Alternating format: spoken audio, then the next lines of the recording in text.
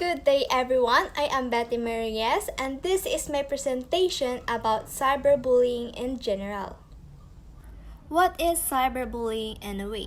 So according to Wikipedia, describe the cyberbullying or cyber harassment that is a form of bullying or harassment using electronic means, and also known as online bullying. It has become increasingly common, especially among teenagers, as the digital sphere has expanded and technology has advanced. So, this includes all types of digital media tools like the internet, cell phone, and tablets. And it is not just limited to Facebook and other social media.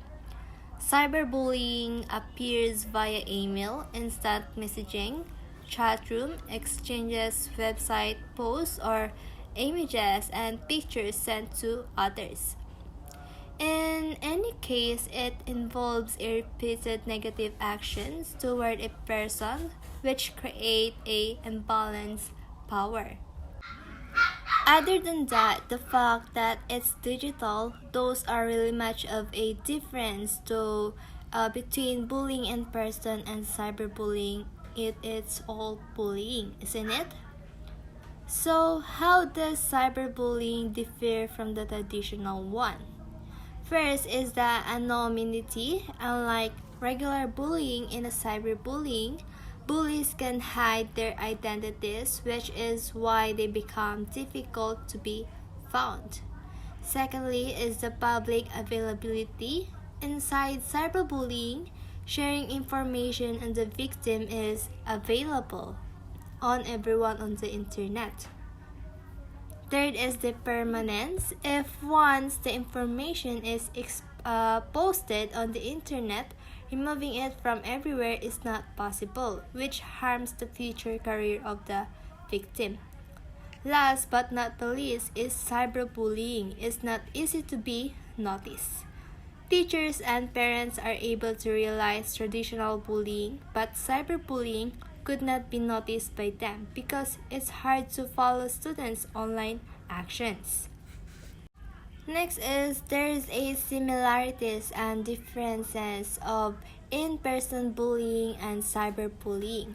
Both can be hurtful to target, but it's important to be aware of its face-to-face meaning, the difference between the two in order to understand how to best address cyberbullying. In-person bullying happens when a person is face-to-face, meaning that it's limited to only those who are able to see it's happening. No bully is right there. And so is identifiable, and being right there allows the bully to actually see the facial and body reactions of the target and of others around, which can possibly help the bully to emphasize and stop their bullying, or at least not continue any further damage than they have already done. Cyberbullying, in the other hand, is there all the time. Someone can simply log onto Facebook in the morning, at night, in the middle of the day, or Instagram, and is there above all that it can go viral within minutes, meaning that everyone may have access to the slander that will only damage the reputation of the target. Even more, and someone who is target can in turn actually become the cyberbully in attempt to defend themselves. Not exactly the wisest choice, but it happens. Kids tend to use more hurtful and extreme language online than offline too. And with cyberbullying, the age and the size of the person are often less important because people are not to face. For example, even teachers could end up being target in cyberbullying, and cyberbullying could happen to anyone. There are many types of cyberbullying. Some of them are harassment. It is a sending messages that are offensive, rude, and insulting. Also, writing, accumulating comments on photos posts, being offensive routing video gaming sites can be considered as harassment. Next is the denigration. It is purposefully spread fake, damaging information about someone, sharing the photos of the person on the websites and apps in order to humiliate him. In some cases, these photos can even negatively edited for the purpose of damaging the reputation of the victim. Another version of cyberbullying is flaming. It is using an extremely offensive language for getting info of online arguments with other people. It's usually done for making someone feel stressed. Next is impersonation. It is hacking into someone's email or social network account for using this person's online identity in order to post embarrassing materials about someone. Some even create fake profiles or accounts on different apps, and usually it's very hard to close these accounts. Next is outing and trickery. Is threatening someone by revealing their secrets, private image, and videos. Cyberstalking. Cyberstalking is repeatedly sending messages which scare the users by threatening their safety in some cases, and this action may be illegal. And lastly is the exclusion. It is a form of cyberbullying which differs from the other ones. Exclusion is leaving someone out from the groups, online apps, video gaming chats, or other places. So the main goal of exclusion is to make cyberbullied person feel isolated from the public. What if you are a target instead? And for your target, just remember, don't blame yourself.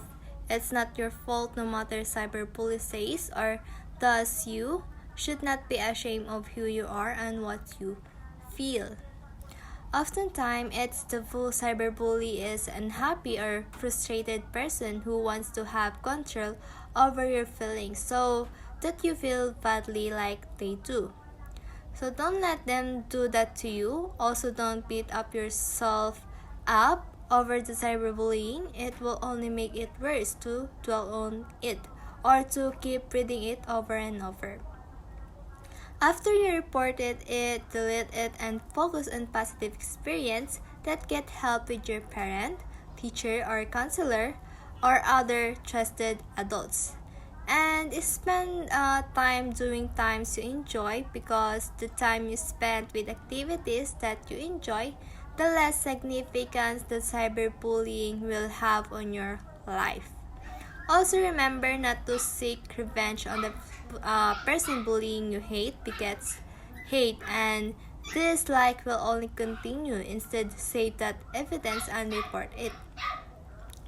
Also, you remove your communication from the cyberbully, block her email address, cell phone number, and delete them from your social media contacts. What are the signs that someone is a victim of cyberbullying? Well, what if you are not the cyberbully or being cyberbullied, but you might actually know someone who is, and you might not even realize it? In order to try and help them, you'll need to be able to know what it looks like and know how to help them.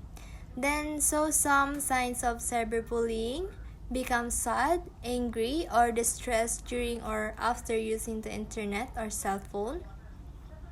Appears anxious when receiving a text, IM, or email. Avoids discussion or secretive about computer or cell phone activities. Withdraws from a family, friend, and activities they previously enjoyed. Suffer from an unexplained drop in grades. They refuses to go to school or specific classes or avoid groups activities. Shows changes in mood, behavior, sleep, appetite, and showing signs of depression or anxiety. What can you do when know someone who is a victim of cyberbullying? Another clear sign is that your friend simply tells you that they are being cyberbullied. Well, then what can you do for them?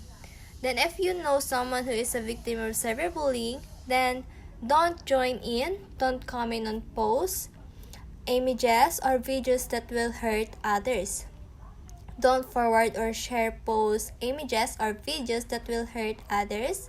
Leave negative groups and negative conversations. Report bullying to someone that can help, and this can be an anonymous report to a parent or teacher. If you are confident, call others on their bullying and ask them to stop. Tell them enough, this isn't funny, or can you simply support friend? Let them know who you are and you are there for them. Sometimes a hug or friendly word will be the thing that keeps them moving throughout the day. The best ways to stop cyberbullying is to stop it from starting prevention. How can we prevent cyberbullying? Well, refuse to pass along cyberbullying messages. Again, hate begets hate, and you never know when it will end up turning on you either. Tell your friends to stop cyberbullying. It may actually be simple, and block communication with cyberbullies. Delete messages without reading them. Don't let them get the best of you, and remember, that's what's giving the power after all. Next is never post or share personal information online. Your friends' personal information either. And never share your internet password. Expect with your parents, they are there to help you.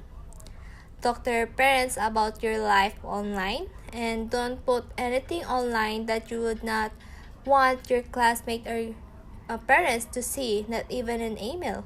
And don't send message when you are angry or upset. And lastly is always be as polite online as you are in person. So this source is from National Crime Prevention Council, and that's all for my presentation about the cyberbullying. And again, I am Petty Reyes.